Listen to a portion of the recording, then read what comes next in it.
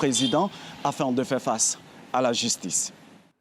C'était il y a un an, l'éruption du volcan Nyiragongo dans l'est de la République démocratique du Congo. La lave s'était arrêtée aux portes de la ville de Goma, mais plus de 3000 maisons avaient été détruites. L'éruption avait mis en évidence le manque de préparation des autorités. Un an après, nos envoyés spéciaux, Clément Bonnereau, Justin Kabumba et Juliette Dubois, sont retournés sur place. Locadia a perdu sa maison lors de l'éruption du 22 mai 2021.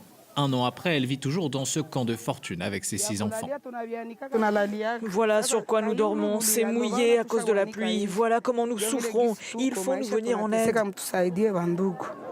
Si la plupart des sinistrés ont emménagé dans de nouvelles maisons, 500 familles attendent encore d'être relogées. Comme Locadia, Merveille dit avoir perdu espoir. Personne n'est venu nous aider. Le président Tshisekedi est arrivé ici. Mais comme d'habitude, c'est toujours des promesses jusque-là. Au lendemain de l'éruption, le gouvernement congolais avait promis de tout faire pour mieux se préparer à une nouvelle catastrophe. L'OVG, l'Observatoire volcanologique de Goma, avait notamment dit manquer de moyens pour travailler. Depuis, de nouveaux investissements ont été réalisés, comme ce laboratoire. Ici, nous appelons laboratoire Tshisekedi. C'est le laboratoire de sismologie. Pour mieux surveiller le volcan, le gouvernement a doté l'OVG de 4 stations d'observation supplémentaires. Mais certains équipements sont toujours inutilisables, comme cette sirène d'alerte. La sirène, on a essayé de retentir ça, mais nous avons trouvé que ça ne couvre même pas un rayon de 500 mètres. Donc là, c'était des défi. Il faut vraiment carrément remplacer la sirène en question. Il y a un an, les habitants avaient fui Goma de manière désordonnée.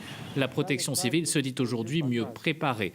Ces jeux de simulation ont été distribués dans les écoles de la ville. L'orange ici, c'est le marché. Installez la route aussi. Les autorités promettent aussi des formations. La protection civile va former des organisations communautaires, des réponses aux urgences qui seront à mesure d'identifier les signes d'alerte, de partager les alertes avec les numéros verts de la protection civile. Un nouveau plan de contingence devrait être rendu public avant la fin du mois de juin. Et toujours en RDC, sur le plan politique cette fois, c'est peut-être le miracle de la messe, la poignée de main entre les deux ennemis d'hier, Joseph Kabila et Moïse Katumbi, dans la cathédrale Saint-Pierre et Paul de Lubumbashi, sous les applaudissements, vous le voyez.